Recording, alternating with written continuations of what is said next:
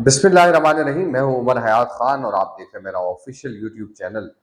और आज के इस वीलॉग में मैंने आपसे दिन को ये कहा था कि कुछ इम्पोर्टेंट जो डेवलपमेंट है वो आपसे शेयर करूंगा। तो जाहिर सी बात है कि आज तहरीक लब्बैक की जो मरकज़ी मजलिस शूरा का इजलास होना था,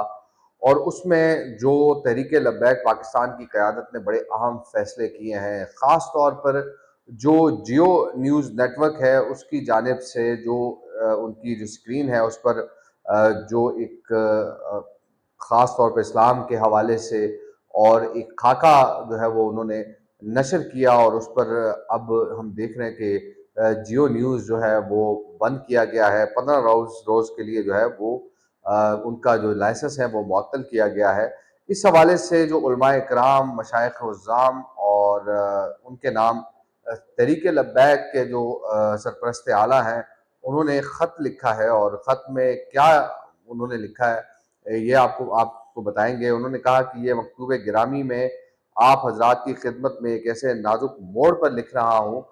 कि जब उम्मत मुस्लिमा का वजूद लहू लहू है और इससे बढ़कर हमारे ईमान की असास पर हमला किया गया है।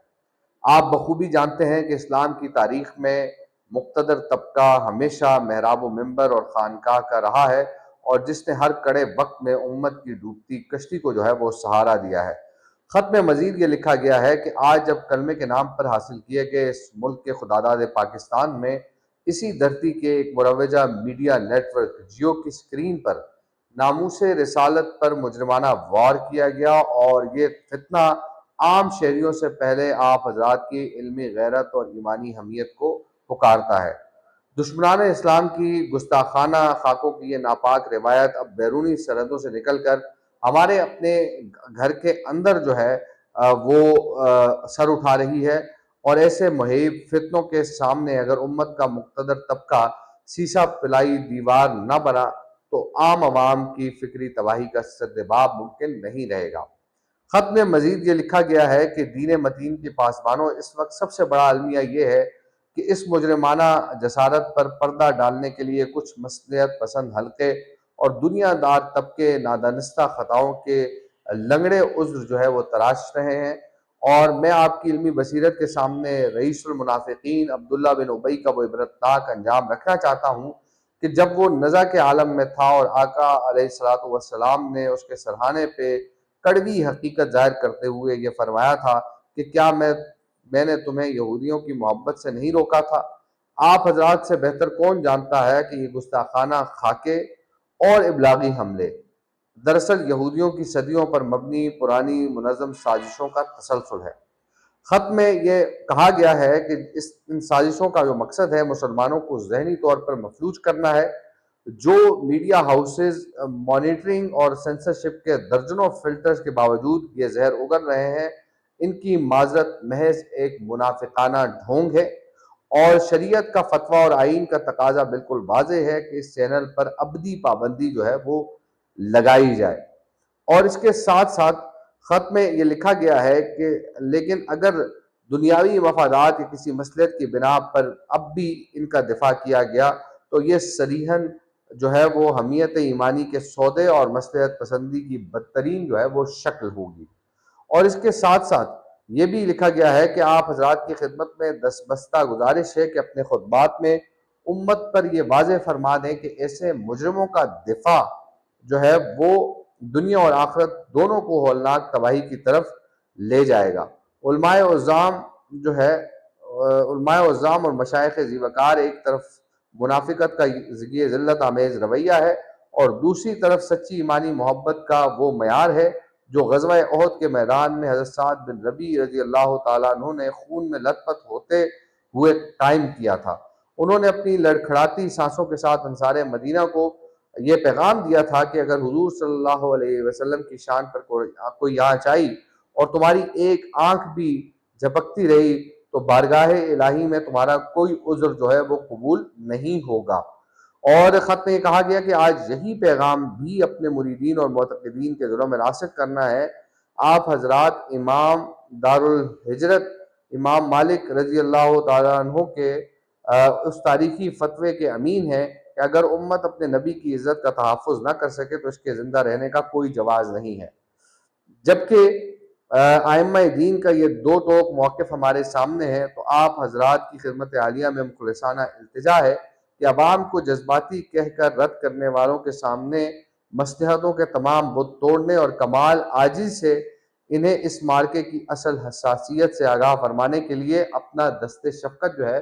وہ آگے بڑھائیں۔ مزید خط میں یہ لکھا گیا ہے کہ چنانچہ میں تحریک کے منصب پر سرپرستی سے آپ تمام علماء کرام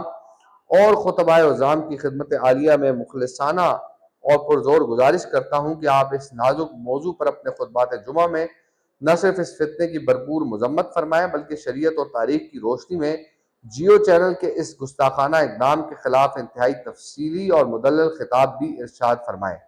کفر اور ایمان کے اس واضح مارکے میں عوام اہل سنت کو فکری طور پر تیار کرنا آپ کا اولین فریضہ ہے، اور اسی طرح مسند ارشاد پر بیٹھے تمام مشائخ عظام سے میری دستبستہ گزارش ہے کہ وہ خانقاہی مصلحتوں سے بالاتر ہو کر اپنے مریدین، متوسلین اور تمام متعلقین کے اجتماعات میں سازش کے خلاف واضح ہدایات جو ہیں وہ جاری کریں۔ انہیں بتائیں کہ اس اسلام دشمن اور فتنہ پرور جیو میڈیا کا جامع بائیکاٹ کرنا اور گستاخوں کے خلاف سینہ سپر ہونا ہی اصل تصوف اور روح طریقت ہے۔ اور یہ بھی کہا گیا خط میں کہ الغرض تمام علماء کرام، مشائخ عظام آگے بڑھیں اور جیو چینل کے گستاخانہ اقدام کے خلاف اپنا بھرپور، متحرک اور کلیدی کردار ادا کریں۔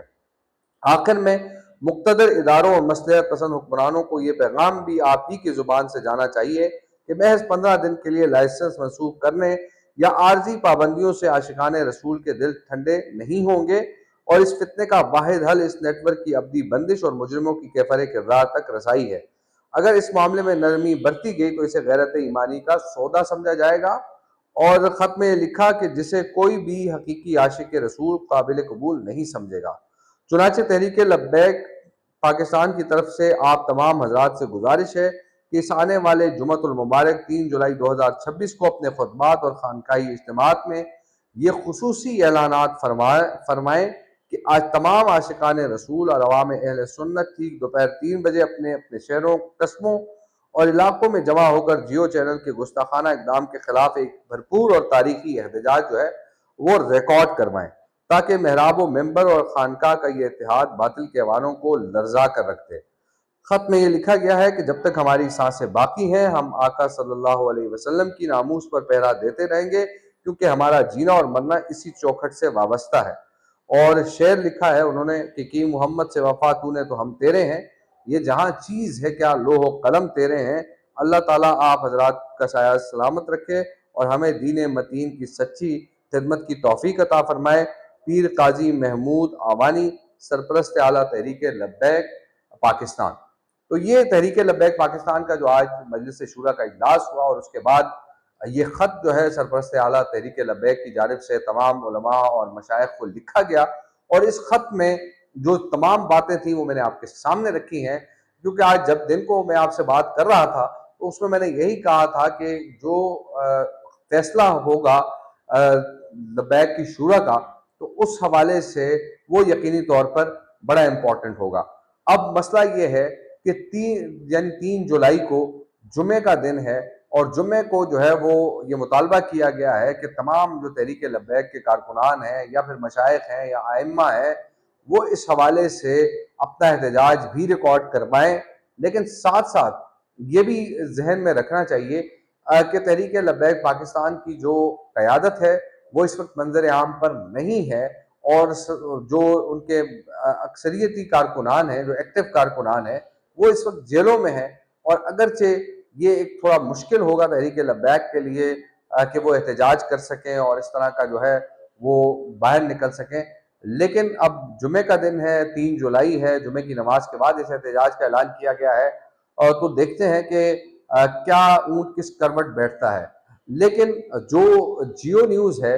ان کی جانب سے بار بار جو ہے وہ اس حوالے سے معذرت کی جا رہی ہے، وہ معافی مانگ رہے ہیں، لیکن شاید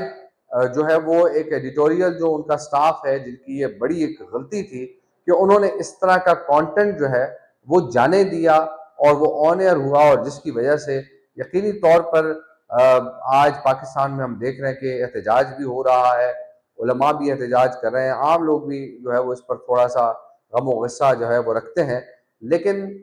جو اس وقت حالات ہیں، کیونکہ حکومت نے تو اس پر پھر فور ایکشن لیا، 15 دن کے لیے پیمرا نے ان کا جو لائسنس ہے وہ معطل کیا ہے، لیکن اب